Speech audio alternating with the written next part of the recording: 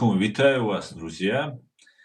Сегодня 12 марта 2023 года. У нас не очередной стрим на платформе открытого диалога информационно-аналитического центра Президиума правительства Чеченской Республики Ичкерия в связи с Днем Конституции. 34 года назад, 12 марта 1992 года, была принята Конституция тогда Чеченской Республики. Позже, в 1994 году, в январе, она стала Чеченской Республикой Ичкерия.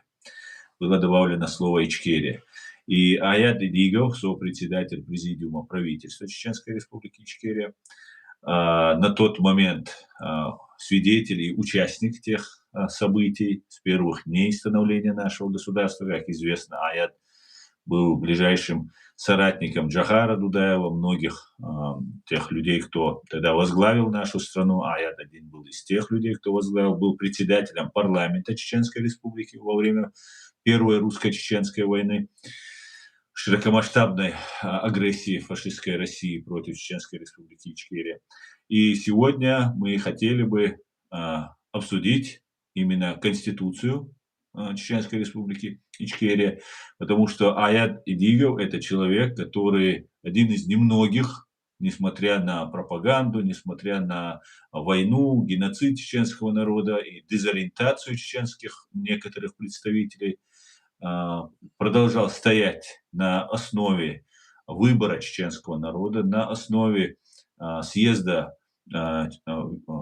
Общенационального конгресса съезда чеченского народа 90-го года и на Конституции, принятой в 92 году, 12 марта 92 года. И 206-й стрим на платформе открытого диалога информационно-аналитического центра Президиума правительства ЧРИ. Время 17:07. Стрим идет у нас на официальной странице Президиума правительства в Telegram. На их странице вы можете зайти, принять участие в нашей сегодняшней беседе, а также на YouTube-канале Reality и на канале в TikTok. И я передаю вам слово, наш Войла. Добрый вечер, дорогие друзья, все, кто нас слушает.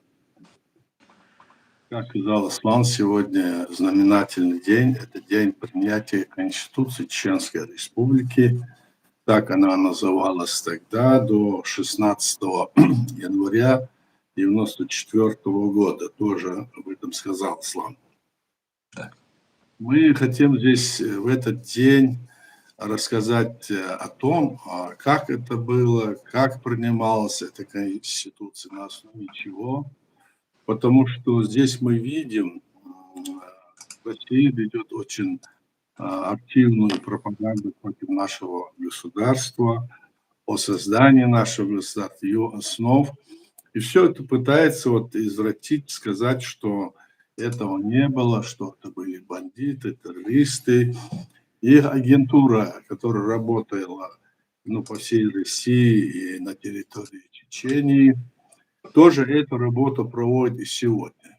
Кроме этого, эту работу на Западе проводят так называемые патриоты чеченского народа, которые на самом-то деле, часть из них несут зло, то есть они помогают, на самом деле помогают Кремлю своими действиями, не зная, то есть не будучи посвященным в эту ситуацию, как, что было и почему, веря той пропаганде, которую распространяет Кремль и его агентура.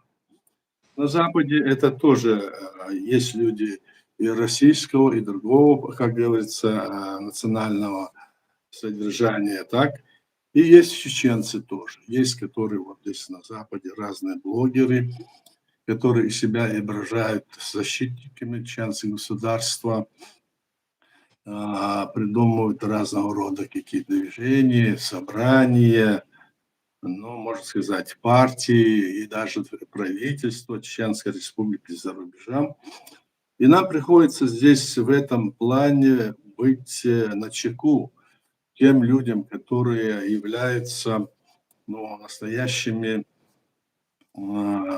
людьми, полномочиями от чеченского народа. Люди, которые были избраны нашей власти на очередных выборах в 1997 году, люди, которые были назначены последним президентом до своего самоотстранения, и люди, которые были, я вот перечисляю, членами парламента, и люди, которые были избраны нашим народом в органы местного самоуправления.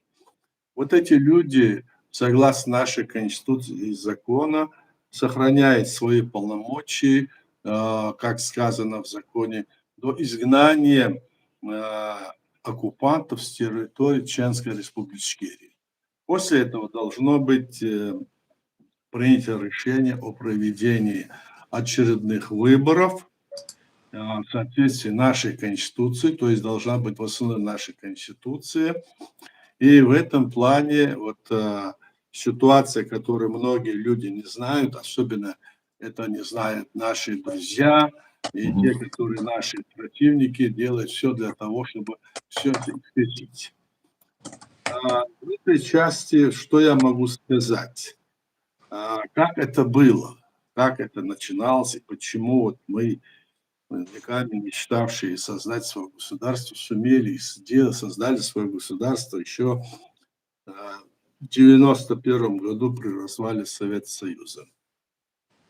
Как известно, еще до 90-х годов, еще в 90-е годы, с 80-го и далее, значит, ситуация в Советском Союзе, страна, одна из стран, которая противодействовала Западу, она стала стремительно терять свой авторитет и среди своего населения. Главным образом, потому что в этой стране до этого, хотя и была жестокая такая, скажем, власть, которая не давала личности человеку куда-то хотя приструниться или что-то сделать, он должен был ходить на работу, выполнять то, что ему говорит коммунистическая партия, и никаких отклонений. И не мог ты быть ни богатым, но бедным ты всегда мог быть, а богатым ты не мог быть, если даже у тебя на это есть способности.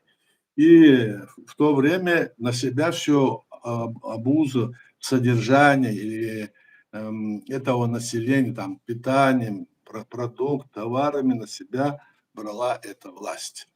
В итоге что получилось? Это власть, которая, как она говорит, победила во Второй мировой войны, Советский Союз, вдруг в то время, о котором я говорю, она превратилась в власть, которая не способна была обеспечить даже обычный хлеб. Я уже не говорю о других товарах народного потребления. Не было товаров, не было продуктов. Часто приходилось стоять в очереди почти километровой и меньше, а то и больше, потому что люди должны были кушать, а этого не было. И вот в это время и пошла вот эта вот вся ситуация развиваться. Ситуация так развивалась, потому что сама власть не могла обеспечить, а цены в это время на все те продукты или, скажем, полезные ископаемые, через которые эта власть покупала на Западе хлеб и другие продукты разного типа, одежду и все это, должны были купить и потом продавать у себя. А цены на нефть упали и на газ, и на другие все, скажем, ископаемые. И в этот период у них оказалось, что нет денег. Вот. Все деньги они раздавали всем странам остального мира. Там они создавали коммунистические партии. Они, значит, создавали на Западе тоже свои коммунистические партии, были даже во Франции, Германии, где угодно. Даже в Соединенных Штатах Америки у них были партии, которые они обеспечили в Африке, везде. И вдруг вот такая ситуация, цены на все упали, у них нет возможности содержать вот эти партии. Партии-то еще ничего, а содержать и, скажем, кормить свой народ, который мог трудиться, но заработать ничего не мог, а купить чего не мог. Вот тогда и возникла вот эта вот ситуация, с которым встал вопрос, это было уже после того, как несколько генеральных секретарей умерло, начиная от Брежнева и других, и пришел к власти Горбачев. Он понимает, что в такой ситуации дальше жить нельзя, и в какой-то степени Запад и та же Америка помогала, уже стала помогать, чтобы народ здесь как бы не умер, присылала какие-то товары, продукты. Как я помню, сейчас были ножки Буши, говорили. И вот в этой такой ситуации ну, многие задумались, что же произошло, почему так было. Такая страна мощная, самые большие запасы природные ископаемых, и вот такое дело. Оказалось, дело в том, что, оказывается, не столько ископаемые и твое, скажем, содержание является ценным, как говорится, продуктом, скажем, создания всего того, что необходимо для народа. Оказывается, самое ценное это было дать свободу личности и дать возможность этой личности, чтобы она трудилась и создавала продукт, создавала предприятия, там кооперативы и все остальное. И это стал делать и Горбачев тогда. Он начал эту линию.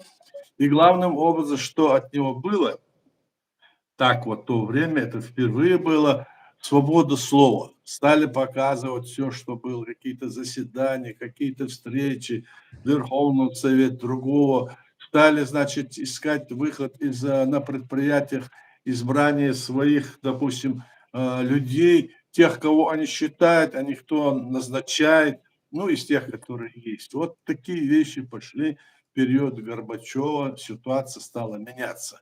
Он показал, что мы можем жить вот в такой ситуации. И тогда против этого Горбачева, под его лозунгом, который был «Перестройка, гласность и демократия», против Горбачева выступили его окружение. Они его заперли, скажем, на даче, где он временно отдыхал, и совершили так называемый госпереворот, это ГГЧП.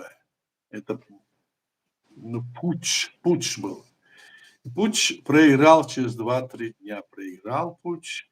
И все равно, если даже путч проиграл, все равно настроение у людей было такое, что надо жить в свободной стране, что это больше не должно вернуться. А главное было в том, что если дать свободу человеку, свободу личности, как это полагалось и предполагалось после значит, завершения Второй мировой войны, где было сказано, что необходимо для того, чтобы значит, человек и эта страна и народ жили достаточно, необходимо привлечь людей в управление этой страной. Что имелось в виду? Имелось в виду привлечь его экономической точки зрения, дать ему возможность создать свои предприятия или маленькую какую-нибудь там фирму, чтобы они работали. Кто может, чтобы работал и создавал этот продукт. Ведь если этот продукт Советский Союз так создавали, даже при падении цен в этой стране продукты и товары были бы, а здесь вот их оказалось нет. Вот такая ситуация была. И главное, что было в этой свободе личности, самое вот такое важное, это было то, что которое предполагалось тогда. Свобода личность – это свобода обладания всей информацией, которая есть в стране, ну, за исключением секретов, имеется в виду военных, так?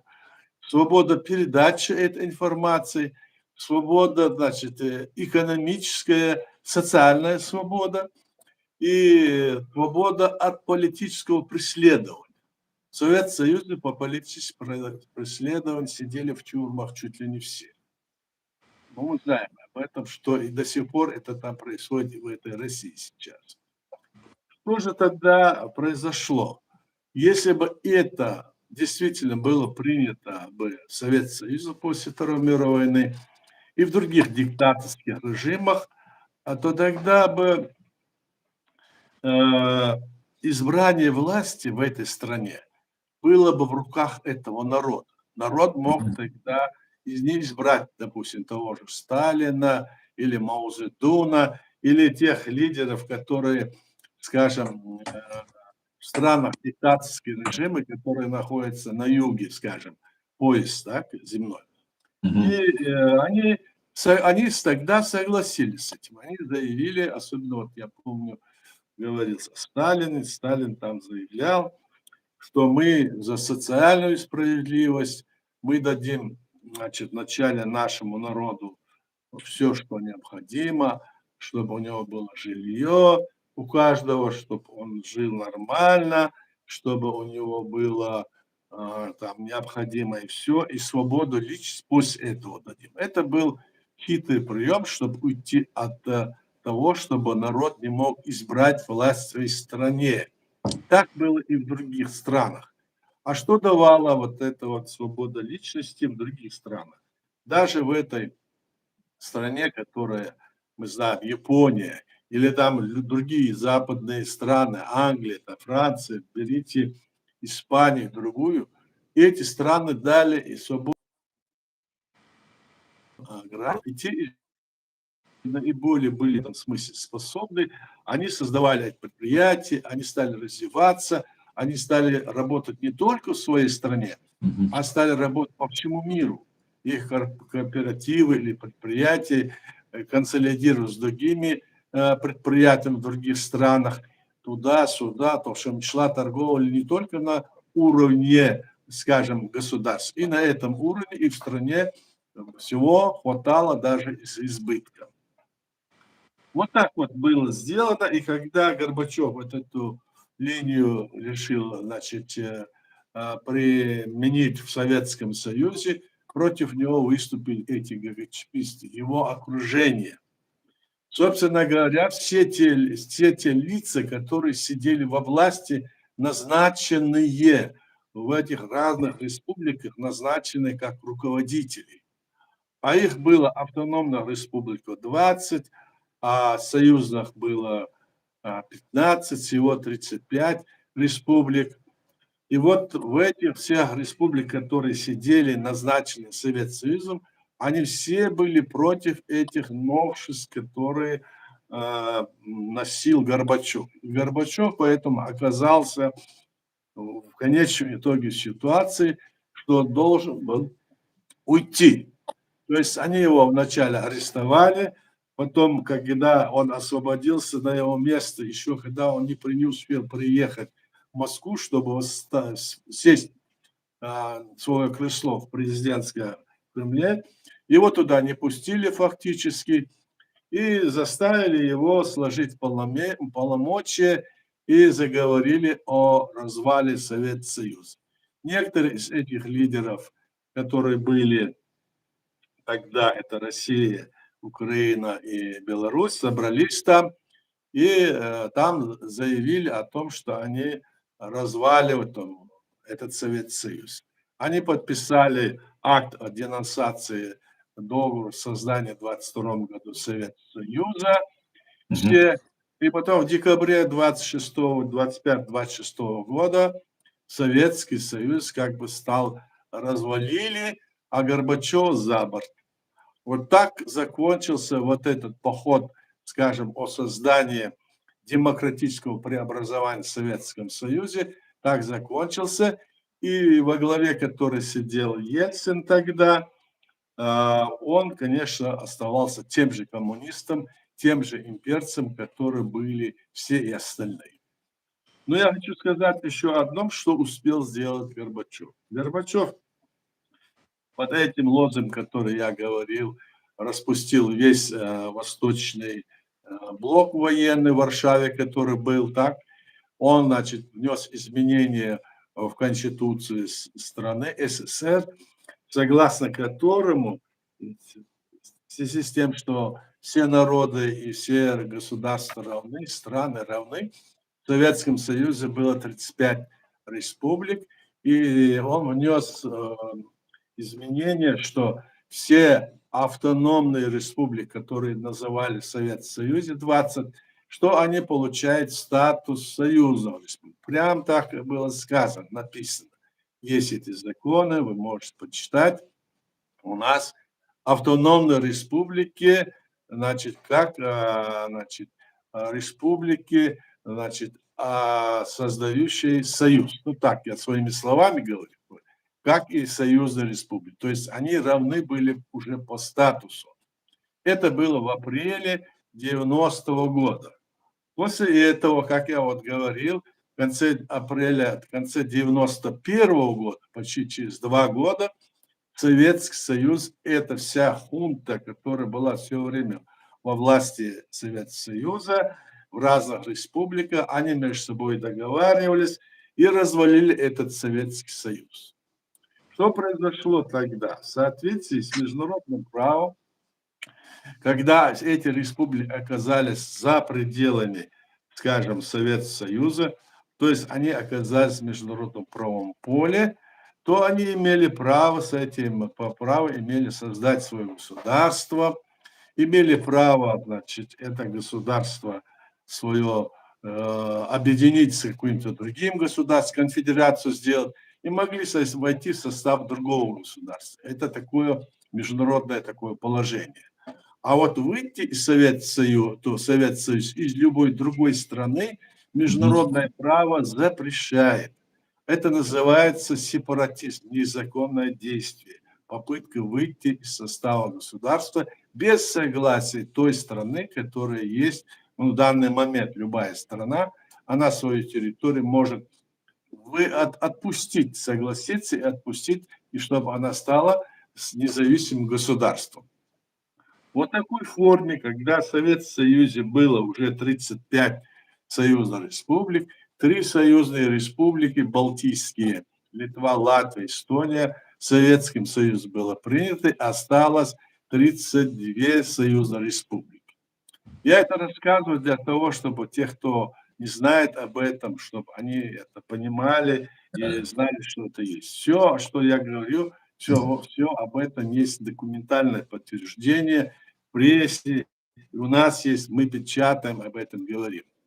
И вот после того, как эти республики, которые вышли из Советского Союза, они все были как республики, которые не были членами Организации Объединенных Наций. В Советском Союзе были настоящие государства в составе этого государства, потому что они имели свою конституцию, свою территорию, свои законы, но как бы все эти были республики, но при выходе из Советского Союза они имели право, то, что я говорил, создать свое государство, суверенное государство.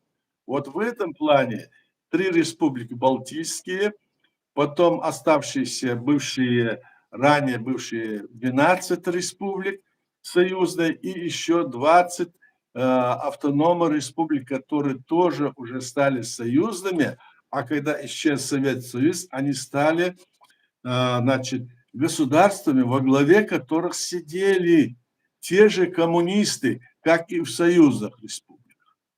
И как произошло это распределение? Распределение произошло таким образом, что эти первые союзные республики, которые были таковыми, они между собой договорились, а против всех автономных республик они выступили, договорились не дать им возможность стать независимым государством. Вот такой у них был между собойчик. А с точки зрения международного права, эти новые республики, которые были автономными в Советском Союзе, это не предполагалось. Не предполагалось в соответствии с международным правом и законами, которые были в мире, декларация, общая декларация прав человека. Не могли быть люди первого сорта, второго сорта, или не могли быть страны первого, второго, третьего сорта. Они все равны с точки зрения международного права. И вот в этой ситуации, когда вот эта вся ситуация вот так происходила, и когда был этот ГГЧП, Государственный комитет, который я говорил, против Горбачева, 19 августа, в этот момент руководители Чечено-Ингушской республики нашей поехали в Москву для того, чтобы подписать там новый союзный договор по тем меркам, которые предлагал Горбачев. Но это было, как я сказал, путчисты это сорвали, а наш руководитель Чечено-Ингушской республики, доктор Загваев, коммунистический руководитель, он, приехав туда, когда все это происходило, перешел на сторону ГКЧПистов. А у нас в республике до этого были приняты решения. Прошел общенациональный съезд чеченского народа, который собрал людей, наших делегатов со всего мира. То есть и все эти чеченцы, которые проживали в разных странах, начиная от Америки, кончая, может быть, всеми континентами, собрались, и там было принято решение на общенациональном съезде, что мы воссоздаем декларацию, мы создаем снова свое суверенное государство, которое было в 18 году утеряно после того, как произошла эта революция, эти, значит, ленинские движения. После этого, что мы воссоздаем свое государство, было принято решение, декларация. Этот съезд еще организовал исполком, исполнительный комитет общенационального съезда, который должен был следить за тем, чтобы власть именно в этом направлении действовала. Власть, которая после принятия этой декларации в 90-м году 25 ноября 90-го года, на следующий день, вернее, через день 27-го приняла тоже такую же примерно декларацию, в которой они объявили, что наша страна, наша республика, не то, что она-то вышла по решению, скажем, Верховного Совета, все республики стали союзными, а не то, что наши приняли декларацию, не то, что мы входим в Россию, РСФСР, даже в Советский Союз, что мы не входим. Вот такая была принята ими декларация. Но когда они поехали подписывать этот договор в Москву, ГКЧП, там они предали свою декларацию и предали общенациональную, значит, декларацию, которая была принята 25 ноября 90-го года. Это было еще в составе СССР. Вот развал, и вот это, отсюда и пошло все это дело. И наши люди, которые были в исполкоме, а в исполкоме к тому времени был назначен, приглашен членами, значит, исполкома, приглашен был Джагар Дудаев, который служил в Эстонии, он там командовал стратегической ядерной дивизией. Он вышел в отставку, пришел и возглавил вот этот исполком. И когда вот эта ситуация вот так вот развернулась, народ, который заявил о том, что он воссоздает свое государство, открыто выступил против этой власти, которая предала решение, значит, общенационального съезда и которая предала свое решение Верховного Совета. И, естественно, 6 сентября 91 года эта власть сложила свои полномочия под давлением народа, и даже сами депутаты приходили, значит, на площадь, где сидели 2 человека, женщина пожилая и старичок один, в мешок они кидали свои удостоверения, что они не хотят в этом Верховном Совете быть. Почти половина этих, они сложили свои эти удостоверения в эти мешочки. Такой был даже вот настрой. Весь народ был против этой власти, которая была назначена тогда еще коммунистами из Москвы. И, естественно, 6 сентября 1991 года Верховный Совет сложил свои полномочия и создал временный Высший Совет из 32, кажется, человек, которые якобы должны были провести очередные выборы. То есть они себе предоставили полномочия Верховного Совета, всего Верховного Совета, и при том, который предал интересы нашего народа, который, значит, перешел на сторону ГКЧПистов, так, и еще незаконно создали этот Временный Высший Совет. В ходе расследования, в ходе, значит, процесса о проведении очередных выборов выяснилось, что часть из этих депутатов, которые были назначены уже несуществующим Временным Верховным Советом, тайно вели переговоры с Верховным Советом РСФСР из Союза Республик, к которому мы вышли уже в апреле 90-го года, незаконно. Естественно, там произошли тоже раскол, и часть из них осталась, и тогда Верховный Совет уже не осталось часть только людей. И среди них были бывшие депутаты Верховного СССР, РСФСР, бывшие, и члены Верховного Совета Чечено-Ингушской Республики. Вот таким образом происходили эти события, и в тот момент, значит, были приняты решения о проведении выборов, несколько изменили какой-то на неделе-две там по ситуации, изменили выборы во власть, избрание президента, парламента, и 27 октября к тому времени этими людьми были подготовлены документы, я имею в виду закон о выборах, о гражданстве и все остальное.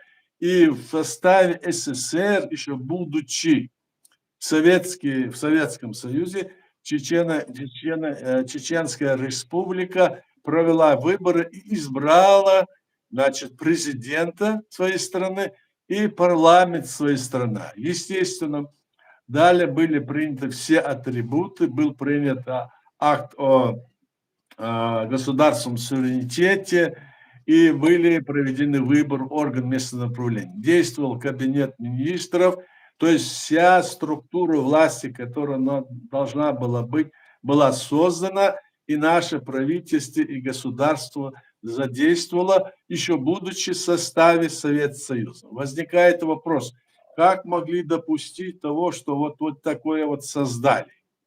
Да, мы это создали, потому что то есть наш народ за этим следил, и вот такая ситуация, которая было принято решение о воссоздании нашего государства, мы ее создали снова со всеми атрибутами суверенного государства, создали в составе СССР. Вот. Но главное, почему это было позволительно и почему тогда это не случилось, почему на вас тогда не напали, вот такой вопрос был. А дело было в том, что Советский Союз понимал, власть понимала, что мы не можем выйти из этой страны в соответствии с международным правом, потому что если бы мы вышли из этого государства незаконно и пытались бы что-то там делать, то это называлось бы сепаратизм. Мы не могли из этого выйти, но мы создали свое государство, даже будучи в составе СССР, мы хотели действовать, как это положено. Но когда эти власти, как я сказал, в декабре 1991 года развалили Советский Союз, мы оказались, наша республика со всеми атрибутами суверенного и независимого государства оказалась в международном правовом поле, как, кстати, и другие все бывшие ранее автономные республики Советского Союза, тоже автономные республики, ставшие союзными. Однако только нашей республике удалось вот эту линию, как значит, реализовать. И 12 марта 1992 года наш парламент принял Конституцию уже в международном правовом поле. Это Конституция о том, что наша страна является суверенным и независимым демократическим правовым государством. Вот что мы сделали. И только после этого, когда вся атрибутика была, значит, воссоздана или принята, только после этого нас признала Грузия. Верховный Совет Грузии и президент Грузии признала нашу республику как независимое государство. И мы в соответствии с правилами в ответ признали и Грузию. Вот такая была ситуация, чтобы вот вам сказать, что это было как бы предисловие к тому. Теперь о том, что вот эта конституция, которая была принята нами, она незаконно принята, не было никаких оснований, что они там являются не народом, а являются какими-то там племенами. Все это наветы, на которые на нас вешает именно Кремль и наши недруги. И это еще происходит и потому верит этому, верит и остальной мир, не потому что верит, а подсознательно. Остальной мир, который ранее, еще раньше было не 200 государств, скажем, в современном мире, а меньше, то 60, то 70, потихоньку увеличилось количество государств. То есть такая есть тенденция по увеличению количества государств, а Организация Объединенных Наций и большие государства вообще в принципе, хотя и не говорят об этом, в целом они против того, чтобы количество государств мира увеличилось. Но если это было создано в рамках международного права, как мы сделали строго в рамках международного права и признали свое государство, то они обязаны, кто бы что ни говорил, обязаны не препятствовать становлению нашего государства. Но здесь вступил еще один момент, а тот момент, что власть России, которая была, Россия была, собственно, я скажу, после того, как мы создали свое государство, и 12 марта приняли свою конституцию, к этому времени еще Российской Федерации России не было. Хотя она собой и обозначила себя раньше Российской Федерации России. Из России были выведены все автономные республики, 16 автономных республик властью СССР, еще в составе СССР. Они стали союзными государствами. А вот та республика, которая сегодня страна, которая называется Российская Федерация Россия, она подписала, они эти коммунистические, скажем, бывшие лидеры, подписали между собой так называемый федеративный договор 31 марта 90 года и начали создавать эту свою страну. Мы 12 марта завершили полностью создание своего государства и были на следующий день признаны Грузией. А этой страны тогда и не было. Она начала формироваться только после подписания федеративного договора 31 марта 92 года. И в ходе своего, так сказать, становления и развития внутри уже в декабре-октябре произошли события, которые фактически привели к государственному перевороту, еще одному государственному перевороту, который совершил лидер этого движения Ельцин. Они расстреляли Верховный Совет, они убрали, то есть, действующую конституцию, и путем опроса населения, что было незаконно, приняли конституцию, которая в декабре 93 года, в которую они незаконно, не спрашивая нас, незаконно вписали и Чеченскую республику в состав Российской Федерации России. Вот поэтому в январе 94 года наша страна, которая ни юридически, ни практически не входила в эту новую Россию и не подписывала никакой федеративный договор, приняла решение о переименовании нашего государства Чеченская республика Ичкерия указом президента нашего. Таким образом, вот стало вот такое движение, и наша конституция была принята. О том, что потом Россия начала против нас, считая нас частью России, о наведении конституционного порядка на территории России в Чечении, она провела 5 агрессий против нашего государства, убила более 250 тысяч человек, мирных людей, из них 40 тысяч детей. Вот что это было страшно, вот что была империя, которая хотел, можно сказать, свергнуть в свое время Горбачев как-то. Она снова вернулась, эта империя, и сегодня мы пожинаем плоды действий этой империи на территории потом Грузии, Украины, Молдовы. У нас наша территория до сих пор оккупирована. Вот в такой ситуации мы находимся. Это как бы предисловие тому, что вот по нашей Конституции. Аслан, я остановлюсь, потом мы перейдем к обсуждению и Конституции. Если есть какие-то вопросы в начале, так? Я Мгм. потом и по Конституции тоже пройдусь. Давай, Аслан. Вопросов пока не вижу. Друзья, я вас прошу задать вопросы, если у вас есть по этой теме вопросы, желательно по этой теме. Стрим у нас на YouTube-канале и на канале в TikTok идет, а также на официальной странице Президиума правительства Чили. Я хотел бы вам задать вопрос по поводу, пока нет вопросов, а,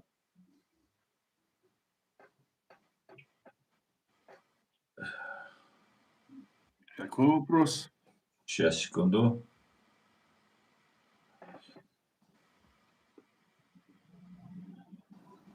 Вот такой вопрос. Почему Джохар Дудаев, как первый президент Чеченской Республики Ичкерия, остается до сих пор символом свободы, а его убийство Россией в 1996 году при молчаливом согласии всего Запада является актом государственного терроризма? Что Джохар Дудаев такого сделал для чеченского народа, да и для мира в целом? Почему о нем сейчас украинцы говорят? Почему страны Балтии, правда, не власти, а рядовые граждане говорят? Скажите, пожалуйста. Ну, почему? Что он сделал? Жихар Дудаев возглавил исполком, потом был избран президентом. Он ту волю, которую проявил наш народ на общенациональном съезде чеченского народа, он ни на шаг, ни на 5 не отошел. И когда были вот эти агрессии, вот уже только в четвертой агрессии, первая агрессия была, значит, в 91 году, потом в 92 году, потом в 94 ноябре, потом была пятая агрессия с 94 по 96 годы. Он все это возглавлял и организовал сопротивление и действовал с точки зрения нашей Конституции, которая была принята в соответствии с международным правом. Его любили, потому что он действительно был очень такой вот человек, который принимал Харизматичный. все решения в угоду своего народа и говорил о том, что необходимо. Он был очень грамотный в политическом и во всех отношениях человек, и поэтому он рассказывал, он предвидел то, что пытаются сделать, еще пытается сделать эта российская власть, новая империя. Он знал об этом, и в связи с тем, что он вот это все хорошо понимал, он это как бы вносил и в нашу жизнь и показывал, как надо действовать и в военном смысле, и в политическом, правовом отношении. И сам народ наш его очень любил. Вот что было. А 21 апреля 1996 года он погиб от рук этой империи, и незаконно был, это был террористический акт, совершенно против нашего президента. Вот поэтому он был так любим, потому что он боролся за свой народ и был открытый и честный человек. А для остального мира, потому что это не все, что он предсказывал, он не был там, значит, шейхом или каким-то знатным. Он просто логически все это раскладывал по полочке и говорил, что вот так и вот так будет, вот это будет, вот это будет. Он все это знал, он все это по логике, которую он имел в виду, информацию имел раньше, когда он был, значит, командиром 110-й дивизии, он тогда изнутри знал эту систему, изнутри он ее знал, и все это, значит, принес к своему народу, чтобы противодействовать ему, и не только своему народу, и всем остальным народам Советского Союза. Он, вот видите, он рассказывает, вот будет так, будет так, будет так, и по Украине, и по другим республикам он все это излагал, поэтому его любили. Я так думаю, что в этом вся и причина. Конечно, только в этом. Аслан? Почему вот так называемая оппозиция, по факту коллаборанты, внутри Чеченской республики Ичкерия, еще, ну, она тогда еще была Чеченская просто республика без Ичкерии, 12 марта 1992 года была именно инспирирована Москвой, на ваш взгляд? Почему вы считаете, что вот за этим стоял, ну, не оппозиция, что это была реально, вот недовольны были Дудаевым люди, недовольны политикой Дудаева, а вот люди, которые хотели быть за Россию?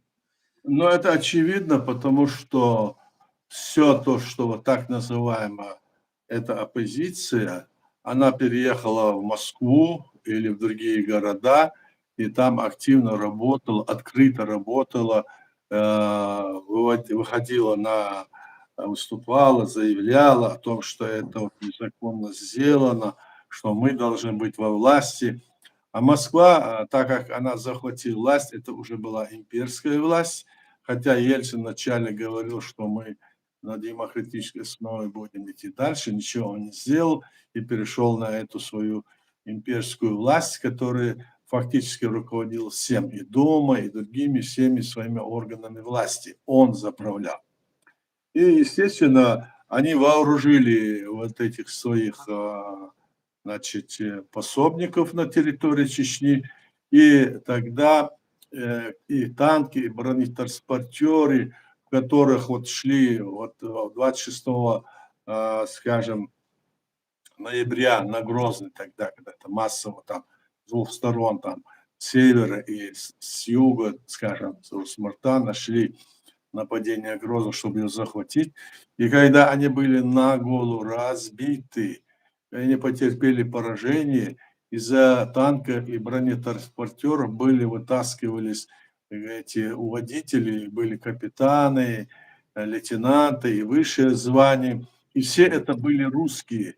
И они были членами той или иной, скажем, какой-то дивизии. И хотя Москва тогда заявляла, что эти наши, а мы их показали по всему телевидению, они называли номера своих частей, полков, как они пришли, и все.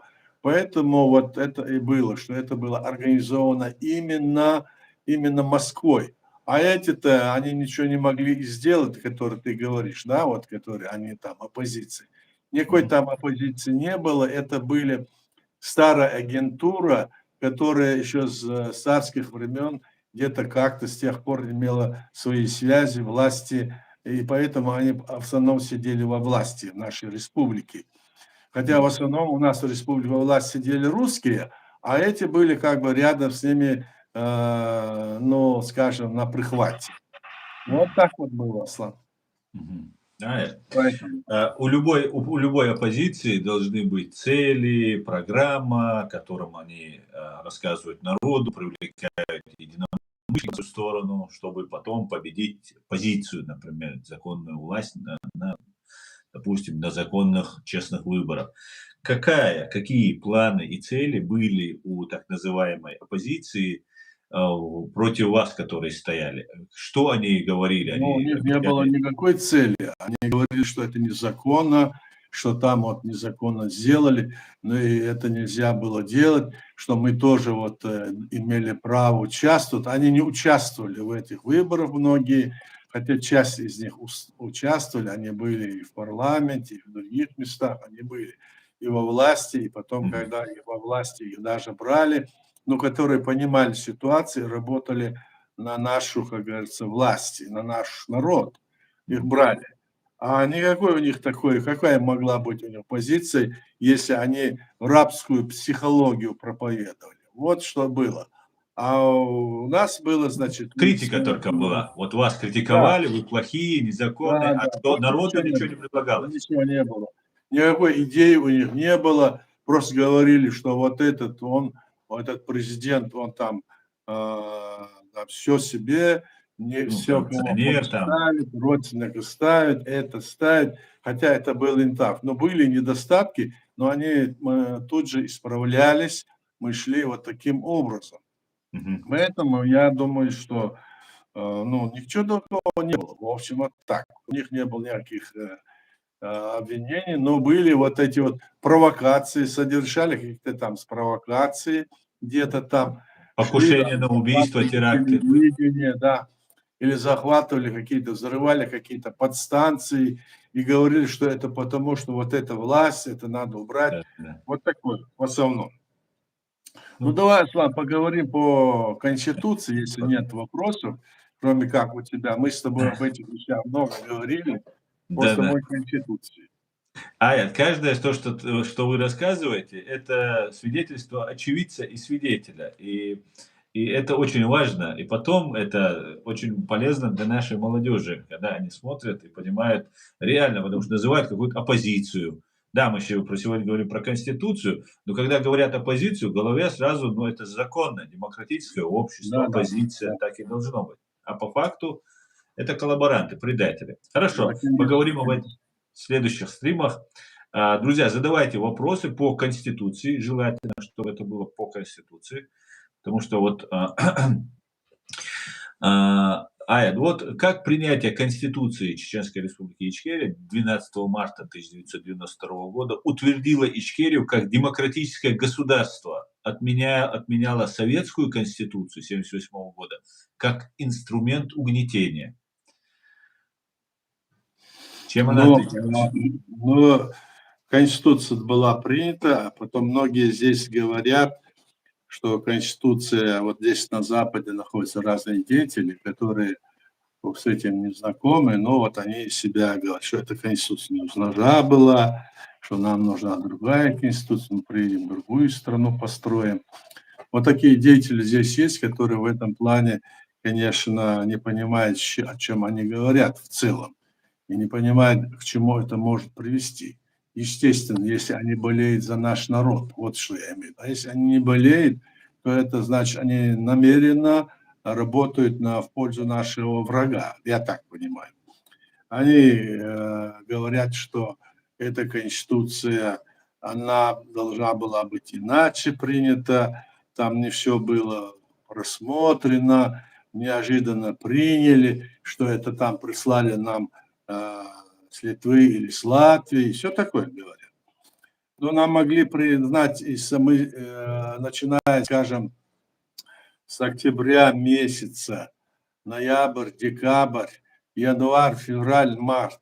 Почти полгода парламент рассматривал эту конституцию, ее принятие, все статьи рассматривал. И мы работали плотно по всем статьям, обсуждая. Да, здесь были, мы и смотрели конституции, статьи других стран. Потом, кроме этого, наша конституция, она печаталась в газетах, приглашали, значит, проводили разные конференции, спрашивали, как, что делать. И вот таким образом она принималась, и она была утверждена после этого 12 марта 1992 года нашим парламентом, и в целом была принята.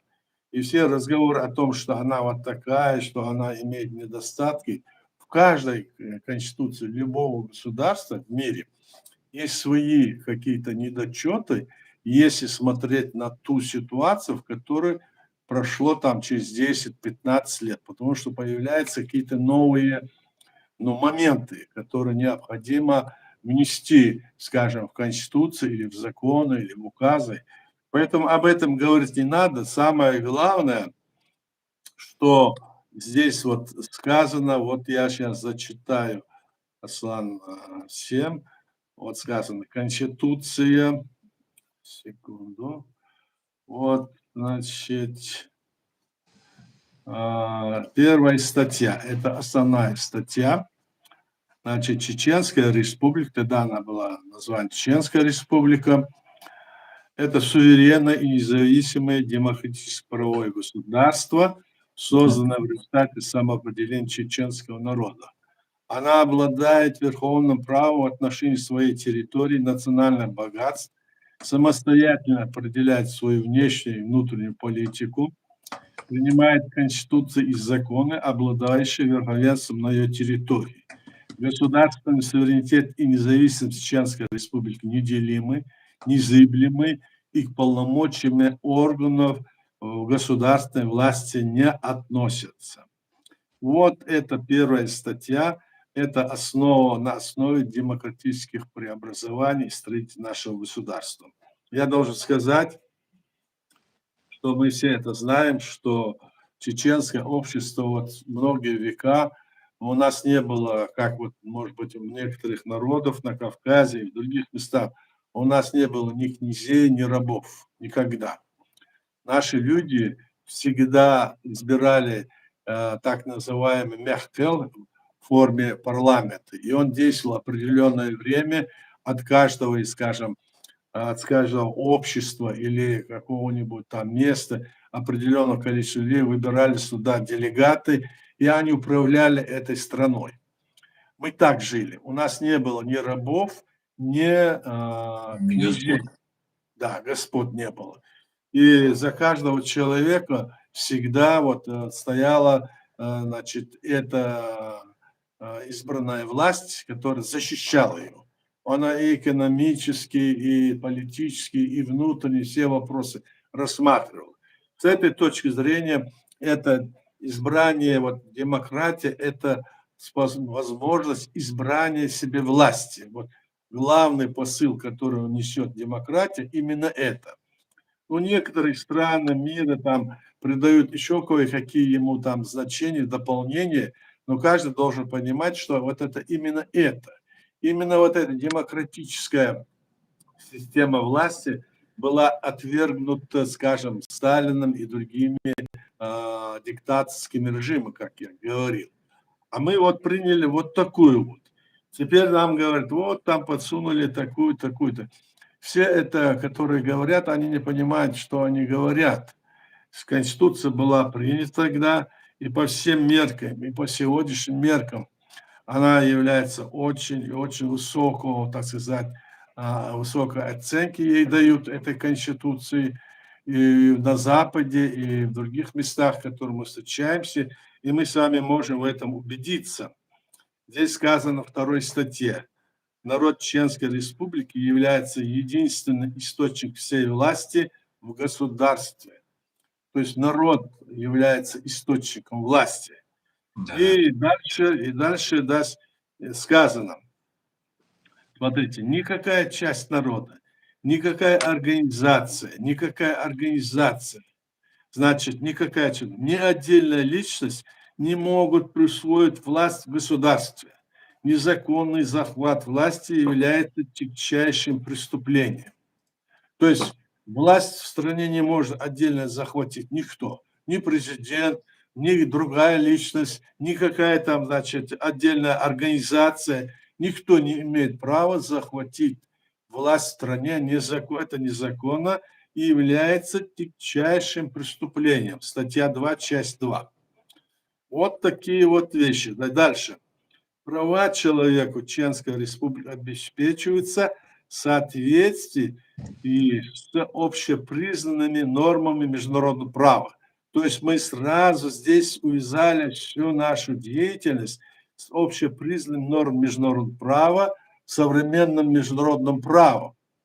В нашей Конституции прямо это написано. Дальше записано.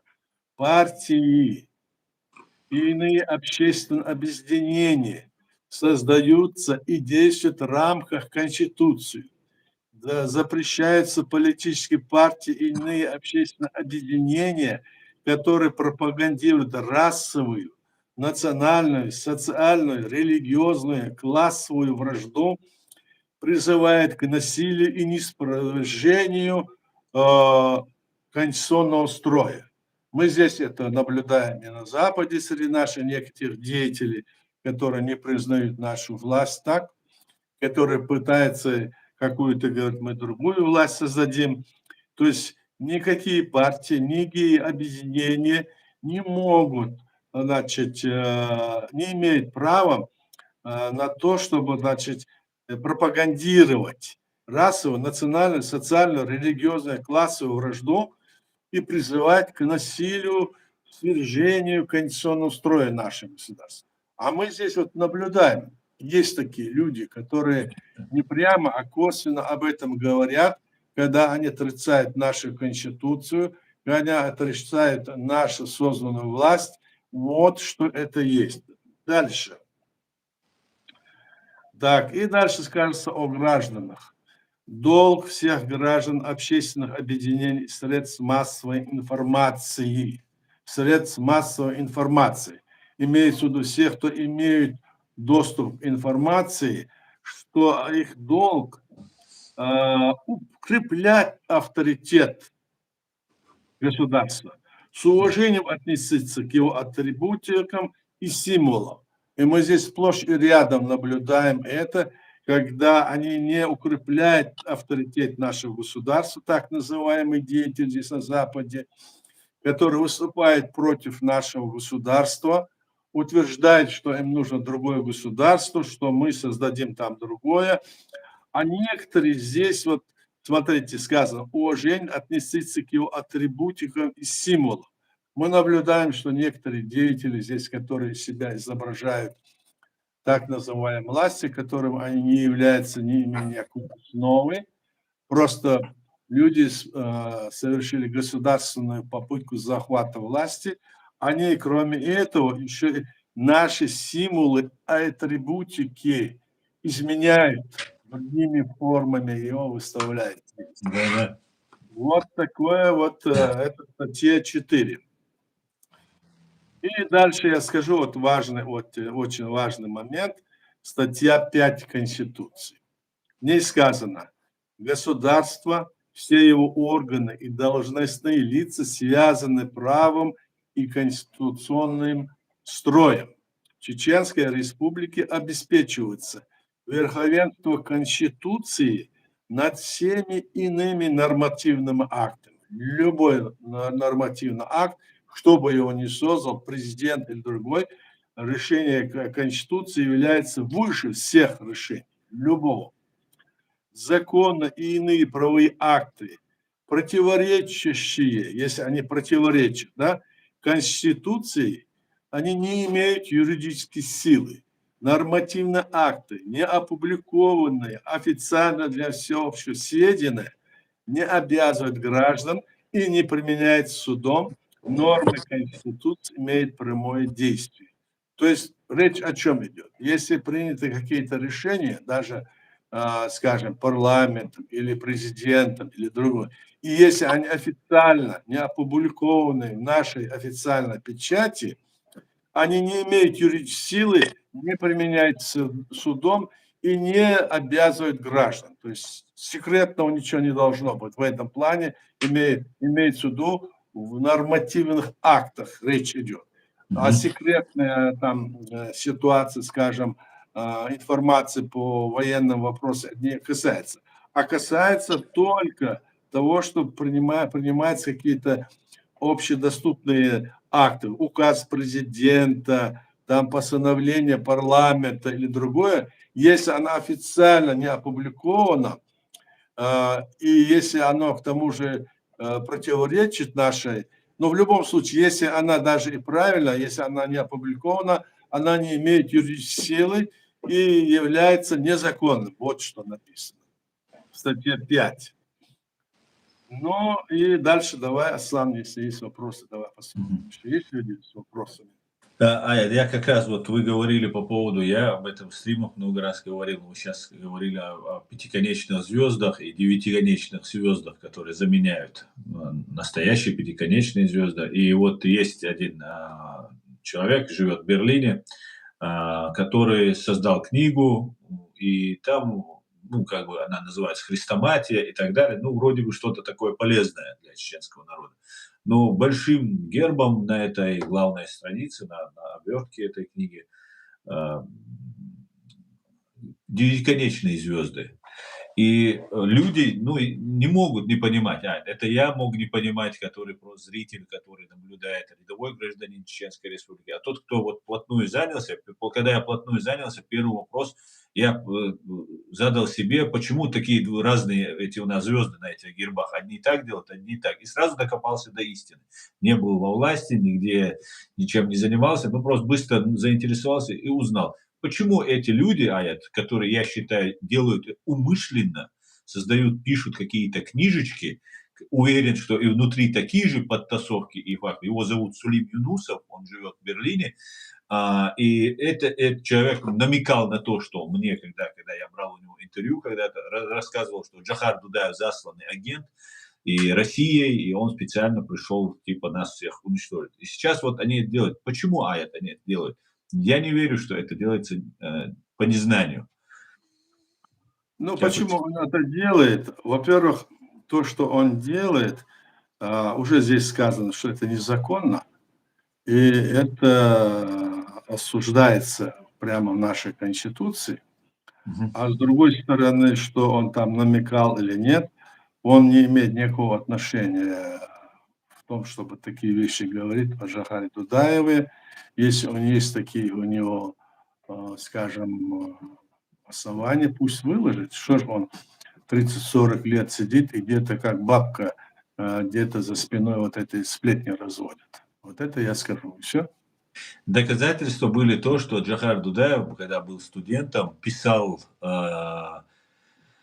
по-моему, диссертацию, если какую-то, может, работу какую-то по поводу того, как управлять людьми, как управлять коллективом. Это было доказательство, что вот он умеет управлять людьми, и вот он таким образом завоевал сердца всех чеченцев, чтобы их потом ими управлять. Это вот его было основной аргумент. Ну, я не знаю, это что. Здесь я сейчас не берусь его здесь это, как говорится, критиковать. Знаю, что это очень непорядочно от с его стороны.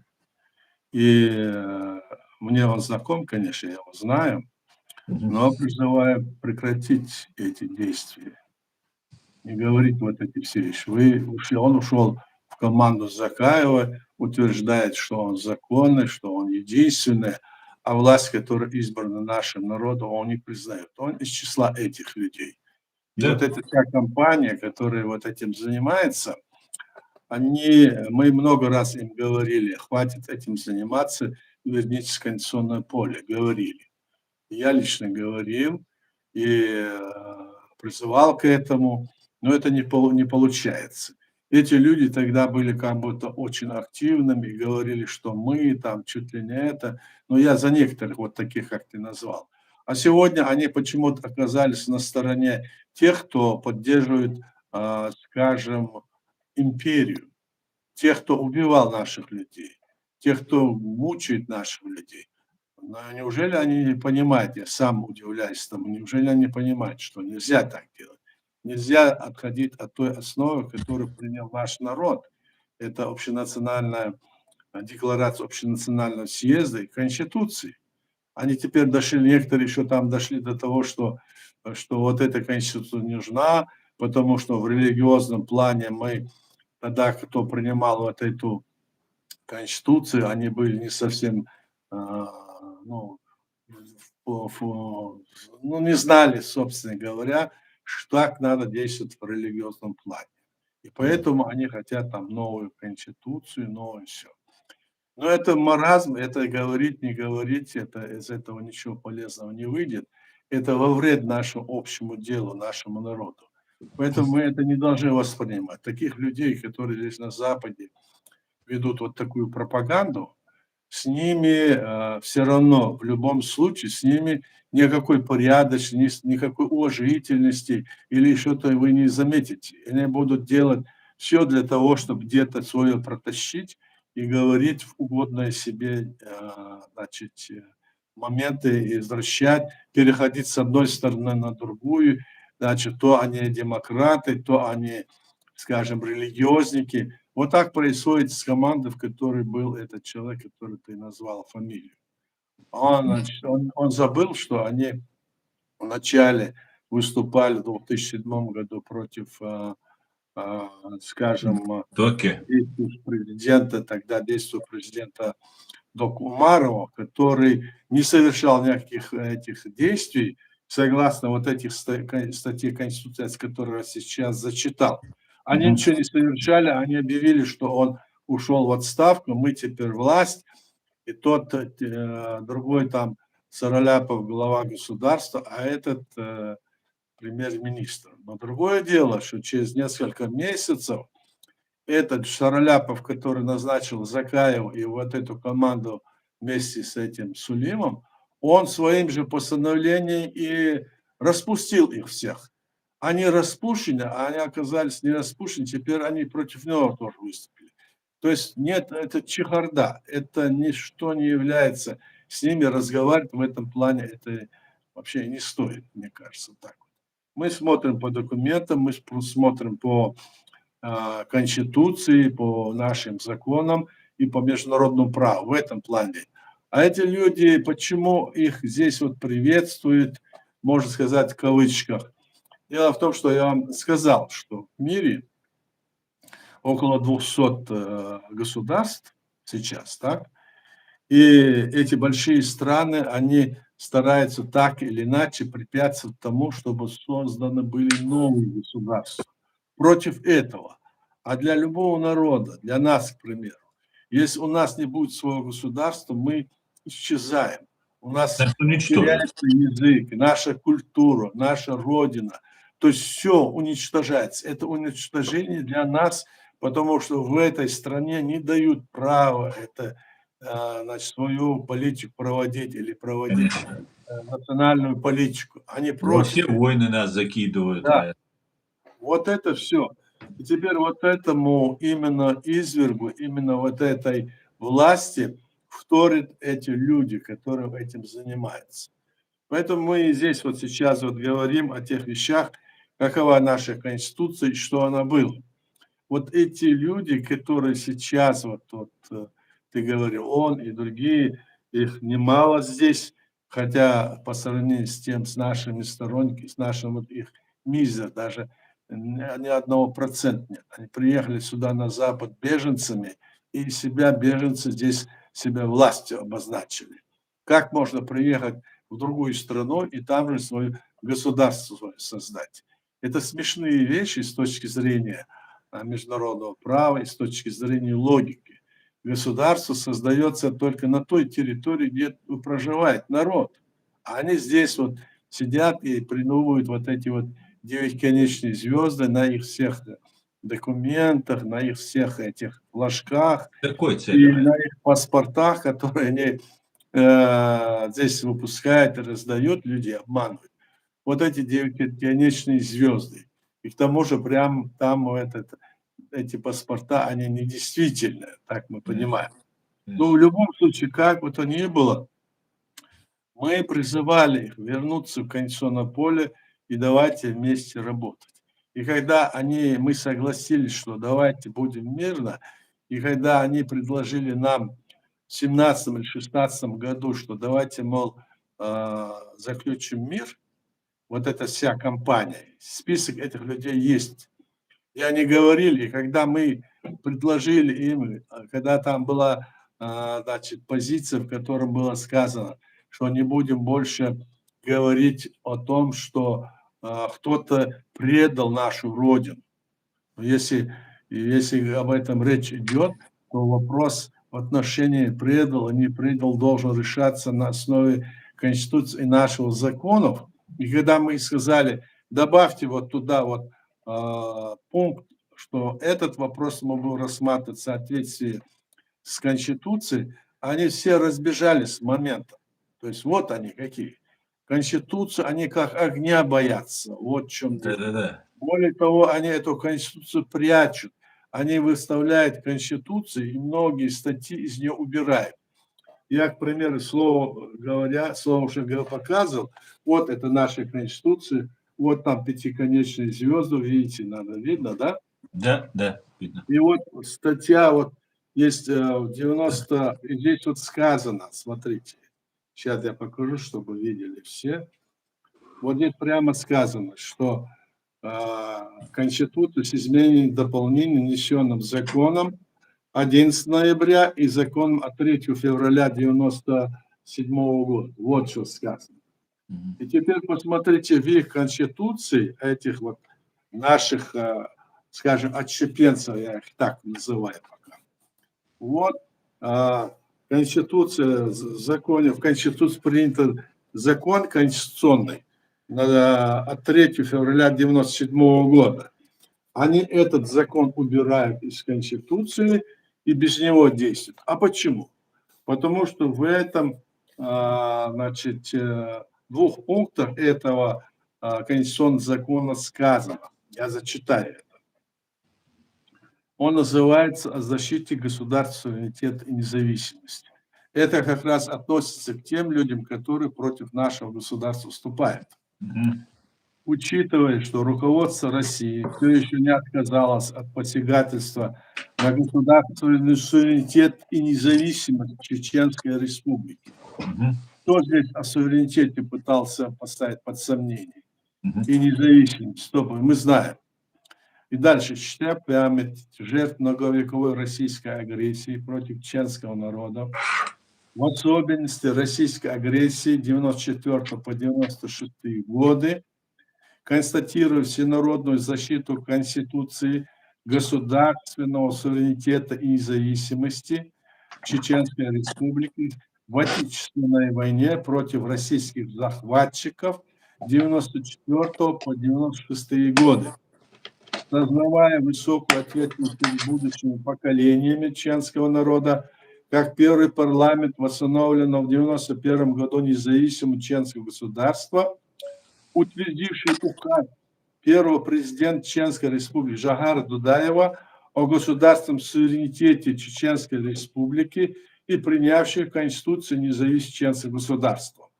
Вот здесь как раз сказано о том, что о суверенитете, государственном суверенитете, выражая волю чеченского народа, создание дополнительных правовых гарантий Чеченской Республики и независимости, государственного суверенитета и независимости, парламент Чеченской Республики принимает настоящий закон.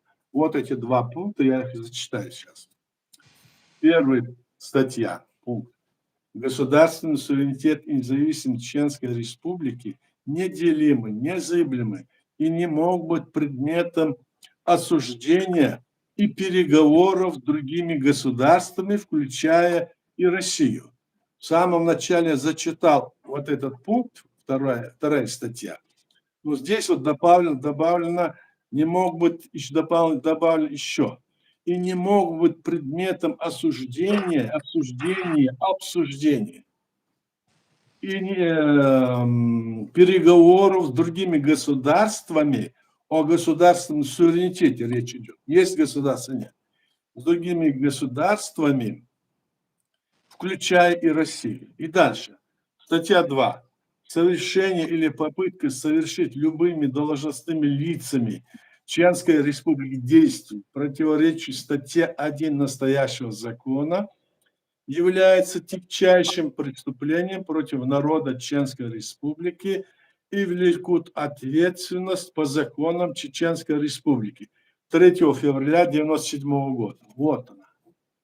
3 февраля 1997 года. Так что здесь вопрос о том, что ты говоришь, почему и как, и зачем, это фактически есть отход от основы нашего государства. Это дальше, когда вопрос все станет, это история, и те власти, когда мы придем на свою территорию, соответствующие власти с этим будут разбираться. А сейчас мы говорим свою позицию и имеем свое мнение по этому поводу. Вот что я хочу сказать, Ислам. Баркал, аят, свой. Вопросов больше нет, в принципе, у меня нет. Зрителей, если есть, задавайте, друзья. Если есть вам что добавить, аят, добавьте. Да, хорошо. Я здесь вот такой вот вопрос здесь, который постоянно здесь подсовывает нам и пытается сказать некоторые люди, которые не разбираются в этих делах, но постоянно, вот, значит, где-то собирается, незаконно представляет себя. Извиняюсь. Вот статья 4. Статья 4. Сейчас я... Вот написано, статья 4. В 2007 году внесено изменение в статье 4. Значит, сказано, в Чеченская республика, государство, религия является ислам. Республике каждому гарантируется уважение взглядов и верований, а также свободное оправление религиозных культов. Долг всех граждан общественных объединений средств массовой информации укреплять авторитет государства и с уважением относиться к его атрибутам и стимулам. Я это читал уже, но из этой статьи. Да-да. Здесь на Западе везде вот проводится такая пропаганда, что якобы вот незаконно вот это внесено изменение, что это не должно было быть. Но я хочу сказать, что эти люди просто провокацию вот эту пытаются создать, но этим нас не проймешь, потому что мы хорошо знаем, что такое. Допустим, в западных странах, вот возьмите Англию, Норвегию, Голландию или ту же другую страну, возьмите Италию, возьмите Испанию. В этих странах тоже государственная религия или официальная религия является то ли та или иная христианская религия. Поэтому здесь ничего удивительного нет. Самое главное здесь то, что где разве это решение, которое здесь вот в 4 статье принято, разве оно отменило первую статью нашей Конституции, которая сказано: Чеченская республика суверенное и независимое демократическое правовое государство, созданное в результате самоопределения чеченского народа. Нет, она не объявила. Это получается, что они хотят, что этим самым вот это все это пошло в прах. Если бы мы ее объявили бы тогда, приняли бы, то эта статья стояла бы первой. Как ту статью, которую вот эти команды, которые говорят, в 2002 году мы изменили Конституцию, в которой незаконно это все, конечно, в которой они говорят, что все решения будут приниматься на основе Корана и Сунны. Это не имеет никакого отношения к нашему народу, нашей государственности, потому что государство религиозно не бывает. Религиозное – это только человек сам. Поэтому мы это понимаем и не принимаем вот эти обвинения, с одной стороны. С другой стороны, здесь можно показать даже, где есть вот эти вот все намеки, о которых нас пытаются обвинить в той или иной неправомерной деятельности. На самом деле, получается так, что здесь на Западе мы видим все из-за тех людей, которые сюда, я могу сказать, беженцы, которые приехали сюда, которые заявляют, что все те беженцы, которые уехали в Чечню, снова вернулись сюда, что они агенты Кремля или другое что-то заявляют. Заявляют, что нам не нужна была эта страна, что мы должны были спрашивать это у России, создавать нам свое государство. Нет.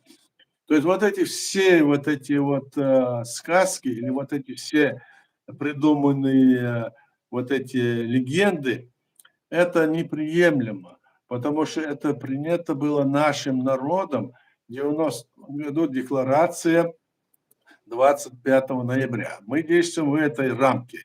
Выходить из нее наш народ не собирается и не будет уходить с этой основы.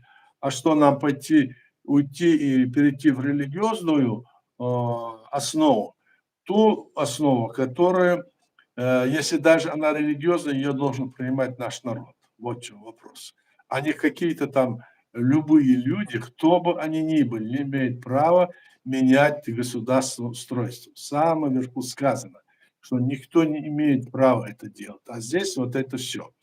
Более того, я скажу, что Конституция, которая вот здесь нам вот преподносится, как будто бы это принял президент Масхадов, на самом деле нет нигде никакого указа, нет никакого, значит, документа о том, что он подписал эту Конституцию. Во-первых, если бы он и подписал бы его, это было бы все равно незаконно с точки зрения нашей Конституции.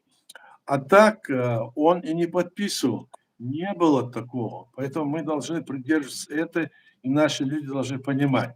что в этих условиях, в которых мы находимся сегодня в этом мире, мы видим, с чем мы сталкиваемся. Мы видим, с чем сталкивается весь остальной мир, что делает Россия, как она нападает на территории наших государств, нашей Грузии, Молдовы, Украины. И мы видим, что и дальше они хотят идти даже и на Запад. Мы это видим. И видим, как себя сегодня в этом отношении ведут другие страны мира.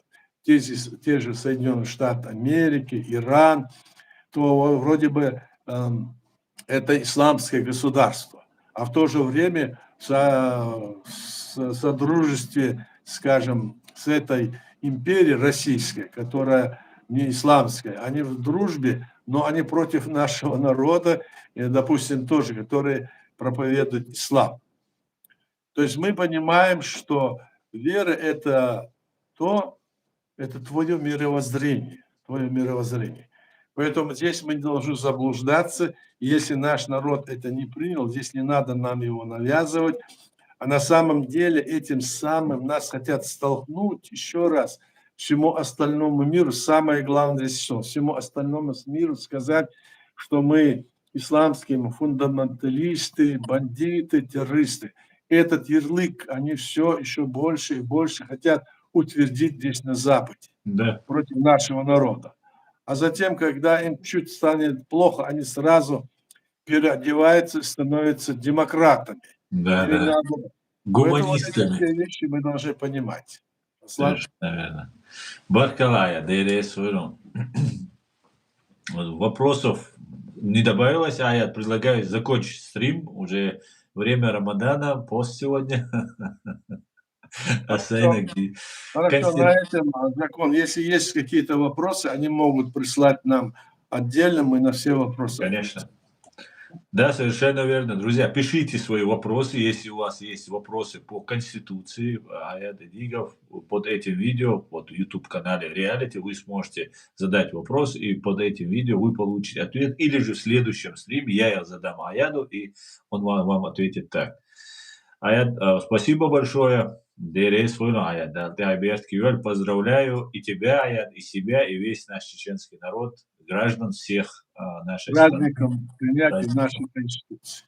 Праздником. Я это тоже говорю, поздравляю наш народ с принятием нашей Конституции 12 марта 1992 года. Это один из важнейших праздников нашего народа и нашего государства. Совершенно верно. Баркалая, ДРС Войну. Адикевич. До свидания, спасибо. Всего хорошего, до свидания, друзья.